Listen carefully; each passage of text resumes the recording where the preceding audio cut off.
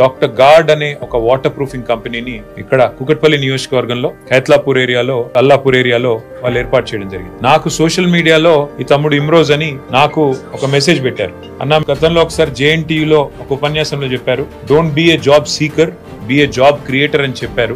దాన్ని ఇన్స్పిరేషన్ గా తీసుకొని మేము ఈ కంపెనీ స్టార్ట్ చేశాము. 0 పెట్టుబడితో, రూపాయి పెట్టుబడి లేకుండా 9 మంది మా ఆలోచననే ఒక పెట్టుబడిగా మొదలు పెట్టినాము. కొంత ప్రోగ్రెస్ సాధించినాము. ఇంకా మీరు వచ్చి మమ్మల్ని ఆశీర్వదిస్తే తప్పకుండా మరింత ఉన్నతి సాధించే అవకాశం ఉంటుంది. ఇక్కడికి రండి అంటే వారిని కలవడానికి వచ్చాను. చూసిన తర్వాత పిల్లల్ని చూస్తే చాలా సంతోషం అనిపించింది. మా ఎమ్మెల్యే కృష్ణారావు గారు, మా ఇక్కడ కార్పొరేటర్ గారు సబీహా గౌసుద్దీన్ గారు అందరు కూడా వచ్చారు. నిజంగా పిల్లల్ని చూస్తే చాలా సంతోషంగా ఉంది.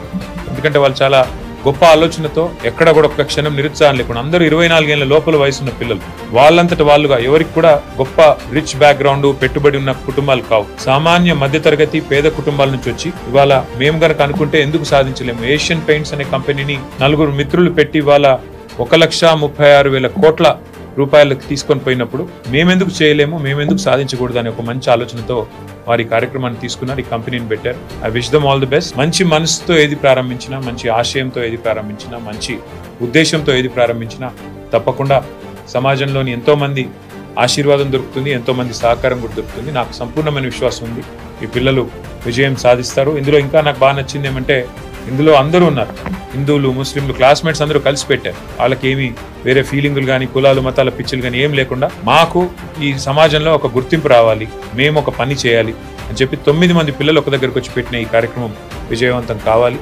నేను మనస్ఫూర్తిగా ఆకాంక్షిస్తున్నా. తమ్ముడు ఇమ్రోజ్, సోహేల్, ఇంకా మిగతా తమ్ముళ్ళందరూ విజయం సాధించాలి, పెద్దవాళ్ళు కావాలి. మిమ్మల్ని ఆదర్శంగా తీసుకొని ఇంకా 10 మంది రావాలి.